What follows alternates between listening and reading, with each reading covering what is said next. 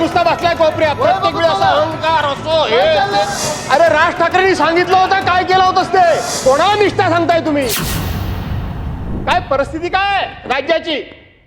महसूल मंत्री नसतील, पुनर्वसन मंत्री नसतील, राज्याचे 2-2 उपमुख्यमंत्री आहेत. मी मुख्यमंत्र्यांचं समजू शकतो, आणि तुम्ही जर उत्तर म्हणजे तुमचा मी अवमान करू इच्छित नाही, पण शेवटी महाराष्ट्रावर एवढं मोठं संकट आलेलं असताना तुम्ही जर अशा पद्धतीनं केवळ चटावरचं श्राद्ध उरकावं, अशा पद्धतीने एखाद्या राज्यमंत्र्याकडून जर आम्हाला उत्तर मिळणार असेल तर ही चर्चा कशाला करायची अध्यक्ष महोदय?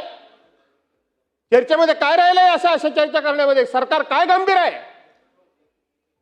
इतका निग्लिजन्स असणं काय योग्य असं मला वाटत नाही. मी या ठिकाणी कुठलंही राजकीय भाष्य करत नाही.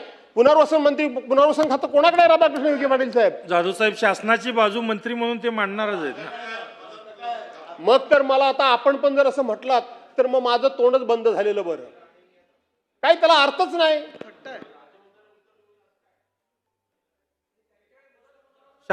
शासनाच्या बाजूने मंत्री अध्यक्ष महोदय, कॅबिनेट मंत्री गेले कुठं? मंत्री महोदय, कॅबिनेट मंत्री गेले कुठं? मंत्री महोदय, राज्य शासनाच्या वतीने राज्याचा पुनर्वसन मदत व पुनर्वसन खात्याचा राज्यमंत्री म्हणून मी सरकारच्या वतीने उत्तर देणार आहे. त्यामुळे आपण कुठल्याही अशा पद्धतीचा प्रश्न उपस्थित करू नये. माननीय मंत्री महोदय हे आपत्ती व्यवस्थापनासाठी ज्या ठिकाणी घटना घडलेली आहे त्या ठिकाणी कालपासून त्या ठिकाणी आहे, आणि गिरीश महाजन साहेब, आणि म्हणून आपण त्यामुळे कुठल्या मंत्र्यांनी उत्तर द्यावं हे असा आग्रह आपण धरू शकत नाही. मंत्री महोदय, जाधव साहेब आपण बोला. मी बोलतोय, प्रश्न नुसतं बोलायचंय, बाकी काय आहे त्याच्यामध्ये? इतकं जर महाराष्ट्रावर आलेलं एवढं मोठं संकट असेल आणि त्या संकटाच्या बाबतीत सरकार जर इतक्या पद्धतीने आणि अशा बेजबाबदारपणे, निर्दयपणे आणि उद्दामपणे आणि आमच्याकडे मेजॉरिटी आहे म्हणून कसंही वागणार असेल तर ठीक आहे, नुसती चर्चा करूया, भाषणं करूया आणि विषय संपवून टाकूया अध्यक्ष महोदय. आणि म्हणून अध्यक्ष महोदय या ठिकाणी अध्यक्ष महोदय अत्यंत महत्वाच्या विषयावर बोलूया, कन्क्लूड होऊ द्या, झाल्यावर देतो तुम्हाला. अरे माझा पॉइंट बोलणार. वसई विरार. अध्यक्ष महोदय अत्यंत महत्वाच्या विषयावर या ठिकाणी चर्चा चालू आहे. 2-2 कॅबिनेट मिनिस्टर सभागृहात उपस्थित आहेत. ज्या विषयावर चर्चा आहे त्या विषयाचे राज्यमंत्री सभागृहामध्ये उपस्थित आहेत, मदत पुनर्वसन खात्याचे राज्यमंत्री उपस्थित आहेत. अशा वेळेला ज्यांना विरोधी पक्षनेता होण्याची भयंकर आस लागलेली आहे त्यांना या राज्याचे मदत पुनर्वसन 2 मिनिटं मदत पुनर्वसन मंत्री कोण आहे हे माहित नाहीये. क्रमांक 1. आणि अशा वेळेला राज्य सरकार 2 मिनिटं मला पूर्ण करू द्या. राज्य सरकार संवेदनशील पद्धतीने चर्चेला उत्तर देत असताना सरकार बेताल आहे, उद्दाम आहे.